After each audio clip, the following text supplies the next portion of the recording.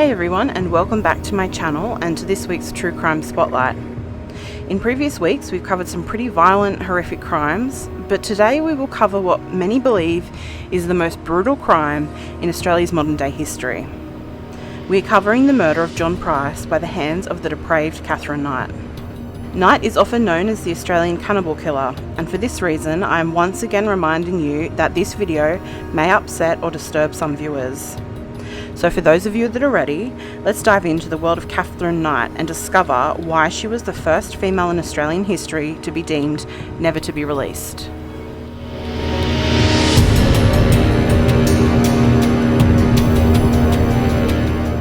Katherine Mary Knight was born on the 24th of October 1955 to mother Barbara Rohan and father Ken Knight in Aberdeen, New South Wales. Aberdeen is a small town in the Hunter region, about a 3-hour drive north of Sydney. It was known at the time for its abattoirs, otherwise known as a slaughterhouse. At the time, Barbara was actually married to a man named Jack Rohan, but was having an affair with Ken Knight. With Aberdeen being a small town, the scandal of the affair forced Barbara and Ken to leave the area and move to Moree, which was about a 4-hour drive north of Aberdeen. Initially, Barbara's 4 boys from her marriage with Jack didn't go with them. The 2 oldest boys stayed with their father, whilst the youngest were sent to live with an aunt. Barbara and Ken end up having 4 children together, 2 boys and 2 girls. Katherine was the youngest of the set of twin girls. In 1959, Jack dies and the boys move to Moree. There is now 8 children in the home. Katherine's childhood and family life was dysfunctional at best. Ken is a violent alcoholic who rapes his wife up to 10 times a day. Katherine is aware of this because she witnesses the brutality, and her mother Barbara often discusses with her the intimate details of her sex life. She would also tell her how much she hated sex and men.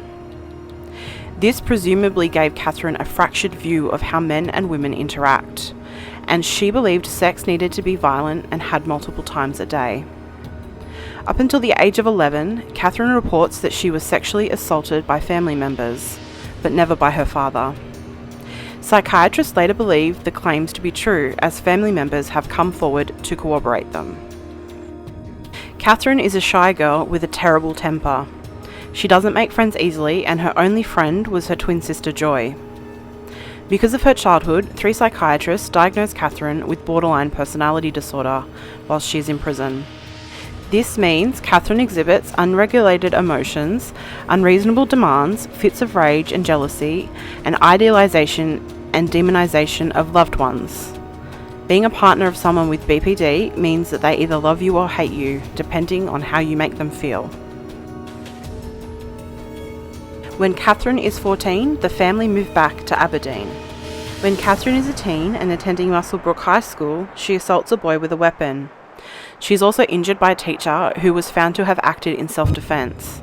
She is known as a loner and bully. When Katherine is 15, she leaves high school even though she is unable to read or write. Around the age of 16, Knight begins working at her dream job, the local abattoir, Aberdeen Meat Works. Her brother, father, mother and grandfather had all worked there, and she wanted to follow in their footsteps. At first, she works cutting up offal. She often comes up and watches the cattle be killed. Sometimes she would nick an artery on a cow just to watch it bleed. Katherine was so good at her job she earned a promotion to boning. She was given her own set of knives, which were proudly displayed in her home, even over her bed. They were her prized possession. She would tell people that they would be handy if she ever needed them. You see, Katherine Knight loves knives. In 1973, whilst working at the abattoir, Knight meets co-worker David Stanford Collette. He is often known as Shorty, and Katherine stands a head taller than him. David is an alcoholic. After a traumatic event several years prior where he witnessed a train hit and kill 6 children, he begins drinking in an effort to cope. The two begin a relationship that is toxic and violent, very violent. Bizarrely, at times, Collette would also partner with Katherine's twin sister, Joy. In 1974, Knight asks Collette to marry her and the couple do so. Katherine is 18. Katherine and David arrive for the wedding on Katherine's motorcycle, with David rather drunk. David recalls before the ceremony, Barbara approaches him. David says, "The old girl," Knight's mother, "said to me, 'Watch out. You better watch this one or she'll fucking kill you. Stir her up the wrong way or do the wrong thing and you're fucked. Don't ever think of playing up on her, cheating on her. She'll fucking kill you.'" And that was the mother talking. "She told me she's got something loose. She's got a screw loose somewhere." After the wedding, Katherine and David have sex 3 times. When David falls asleep, Katherine attempts to strangle him. When he questions her on why she did this, she tells him because they only had sex 3 times and she's disappointed. She was told her parents had done the deed 5 times on their wedding night. When interviewed, Colette's sister Sandy said Kathy was a lovely, charming person who she got along really well with. Katherine believes relationships are filled with abuse and violence given the trauma of her childhood. Her relationship with David is certainly that. On May 11th, 1976, Katherine, now aged 20, gives birth to her first child, Melissa Ann. Shortly after Melissa's birth, Katherine tries to stab Colette with a broken beer bottle. Colette is at breaking point and leaves Katherine for another woman. This sends Katherine spiralling and she is admitted to St Elmo's Hospital in Tamworth and she is diagnosed with postnatal depression. A few weeks in the Tamworth Hospital and she is released. But things don't calm down. In July that same year, Knight places baby Melissa on the train lines while she threatens to kill people. Thankfully, Melissa is rescued and safe. Knight is placed back into the hospital but releases herself the next day. Katherine Knight is on a mission to get David Colette back. Her desperation is intense and she slashes a woman's face and demands a woman drive her to Brisbane where David is. She takes the woman hostage. Katherine is planning on killing Colette's mother to gain his attention. The woman begins to drive Knight, but when they stop at a service station for petrol, she escapes and contacts police. When police arrive, Katherine has taken a boy hostage. Police are able to de-escalate the situation and Knight is taken to Morisset Psychiatric Hospital. She is never charged with any crimes. When David Colette hears the news, he leaves his girlfriend and comes back to Aberdeen. He and his mother Florence look after Melissa until Katherine is released. On the 9th of August 1976, Katherine Knight is released from the hospital and into the care of her mother-in-law. Florence recalls an incident soon after when she was in the car with David and Barbara reaches through the window and attempts to choke him. Katherine hears the commotion outside and comes out to hit her own mother across the head. She saves Colette. A few weeks later, Katherine and David move to Brisbane. Knight begins work at a local abattoir. For Katherine's 21st birthday, David organises a surprise birthday party for his bride. She is shocked and thankful. Everyone has a lovely night and she cannot stop kissing her husband for his thoughtful surprise. On one occasion, as David's sister Sandy stays overnight with them, she hears one of the children crying. She goes into the bathroom and finds Katherine holding one of the girls under the hot water tap. When Sandy confronts David about this, he begs her not to mention anything to Katherine, as she would probably kill her and David in their sleep if she does so. Sandy doesn't say a word.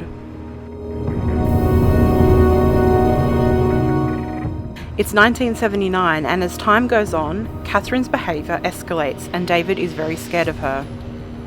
When Knight is heavily pregnant with her second child, she burns all of Colette's clothes and shoes and hit him over the head with a frying pan because he arrived home later than expected due to a dart competition. David ends up with a fractured skull as a result. He spends a week in hospital recovering. On March 6, 1980, Katherine and David welcome their daughter Natasha Marie. In 1984, Katherine leaves David and moves back to Aberdeen. She begins working at the abattoir again.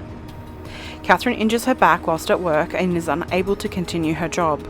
She's placed on a disability pension and given a government housing home.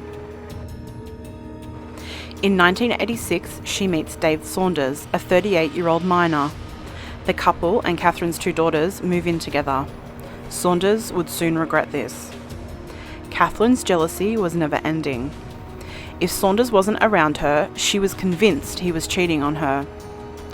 On one occasion, in May of 1987, she slit the throat of their dingo puppy in front of Saunders as a message that if he ever cheats, this is what will happen to him. Saunders tries to leave several times, but she was so persistent. The following year, June 1988, Katherine and Saunders welcome a baby girl, Sarah. This is Katherine's third daughter. The relationship between the pair breaks down after Katherine hits Saunders with an iron and stabs him with scissors. Saunders disappears because he is so afraid of her. Katherine was livid that Saunders had left and told their 2-year-old daughter that her daddy was dead. In 1990, when he returns to see his daughter, he learns Katherine has placed an apprehended violence order against him, claiming she was afraid of him. Katherine moves on and finds a new man in 1990. His name is John Chillingworth, a 43-year-old former abattoir worker. Pretty soon into the relationship, Katherine is pregnant with her 4th child. As is typical for Katherine Knight, she is violent and abusive towards John. Katherine and John welcome their son Eric, born March of 1991. This time, Katherine is the one who leaves. She abandons both John and the children for her new lover, John Price. This is the start of the end for both John Price and Katherine Knight. In October of 1993, Katherine meets John Price. They are both 38 years old. She is completely smitten with him. John is the father of 3 who was divorced and working as a miner. Everyone who knew John, otherwise known as Pricey, said what a terrific person he was. In an interview, John Price's daughters Rebecca and Rosemary both said they initially liked Katherine. Rebecca recalls one time witnessing Katherine intentionally hit a dog with her car. In 1995, Katherine Knight moves in with Pricey and 2 of his 3 children. The youngest is 2 years old and stays with her mother. The 2 children liked Katherine and things seemed good, apart from the violence Katherine would display towards Pricey. In 1998, Katherine wanted John Price to marry her, and when he wouldn't, and told her he was only in it for the sex, she took revenge, as she often did. This time, she targets John's children. Rebecca recalls Katherine sitting her down and telling her that John isn't her real father and she didn't belong. At this point, John was desperate for her to leave, for good. Katherine discovers that John hasn't made her part of his will, and everything will go to his ex-wife and children. She demands $10,000 to leave. When he doesn't do this, she decides revenge, again, is the best option. Pricey had retrieved some first aid kits from his work's rubbish tip and brought them home. Knight videotaped them and sent the tape to Pricey's work, resulting in him being fired. As a result of her actions, John kicked her out of the home. That didn't last too long though, because a few months later they began a relationship again.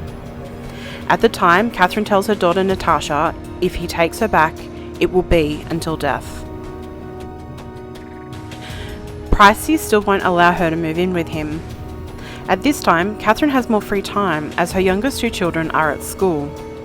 She spends time in her home, decorated with her own style, which is all things violence and death, animal skulls, leather, knives, and machetes. In fact, there was barely any space on the roof of all the walls. Her home had many violent and bizarre movies on VHS. Psychiatrists would later explain the reasoning behind this. She took pleasure in horrifying people and finds death a violent but attractive fantasy. Unfortunately, as a result of Pricey and Katherine getting back together, most of his friends distanced themselves. They couldn't handle the violent fighting between the pair. February of 2000, Katherine's abuse escalates and she stabs him in the chest after a massive argument. Police are called to the home. On the 29th of February, Pricey finally opens up to his co-workers about the violent abuse he is suffering from Katherine. He tells his boss he needs to take the rest of the day off and goes to the police station to take out a restraining order for both him and his children to ensure Katherine stays away from them. Police tell him he needs to wait 3 weeks for court, but John Price doesn't believe he'll be alive for 3 weeks. Pricey had told his co-workers that if he doesn't come to work the next day, Katherine Knight has murdered him. He is clearly afraid for his life. His co-workers urge him not to go home, but fearing for his children's safety, with them home with Katherine, he has no choice but to go back there. This is the beginning of the end. Katherine has her fantasy ready. She buys black lingerie. She visits her children and makes a videotape. On the tape, she talks as if she was dying, whilst kissing and hugging her children. Whilst Katherine is busy making her plans, Pricey arrives home to discover Knight has sent the children to a friend's home for an overnight sleepover. Price spends the night with his neighbours before going to bed at 11 p.m. When Katherine returns to John Price's home around 11:30 p.m, she sees that John is asleep, so she has some dinner, has a shower, and puts on that black nightie. She wakes him up to have sex.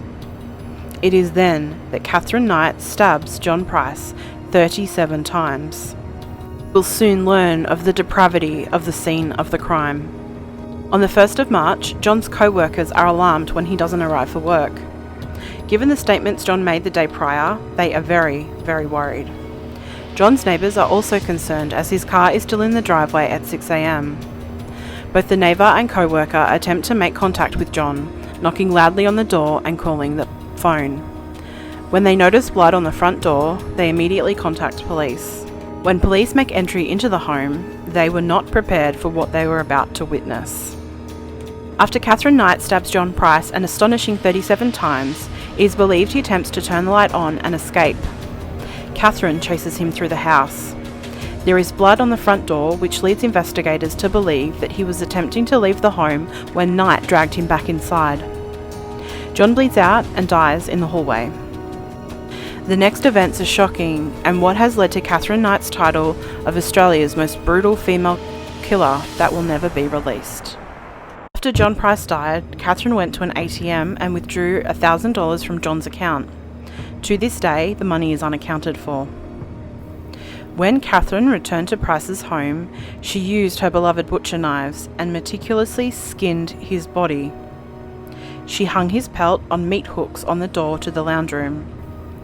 She did such a good job of this that the medical examiner was able to sew the skin back onto John Price's body after performing his autopsy. It seems Katherine's work at the abattoir paid off. Once she was done removing his skin, she decapitated Price's head. She put it in a stew of vegetables on the stove. She carved part of Price's buttocks off and made it into steaks that she could cook and serve with baked potato, pumpkin, beetroot, zucchini, cabbage, and yellow squash with gravy. She made 3 plates. 2 of them were served at the table, with notes next to each plate. The meals were for 2 of Price's children, Rebecca and Jonathan. She was going to serve John Price's body to his own children. Katherine left a note covered in blood and human flesh that said, "Time got you back, Jonathan, for raping my daughter. To you, Beck, for Ross, for little John. Now play with little John's dick, John Price." There is no evidence to believe that her accusations are legitimate. One of the 3 meals was seen thrown in the back garden. There is speculation that it was for Katherine herself. She attempted to eat it, but she could not. But could it also have been for Rosemary, the 3rd of John Price's children? But for some reason, Katherine decided not to feed her father to her. When police arrived at the scene, the stew on the stove was still at between 40 to 50 degrees Celsius, which led investigators to believe it happened in the early hours of the morning. Several police officers that witnessed the scene later described what they saw. When the first officers arrived at the scene, they believed that there was a curtain in the doorframe to the lounge room.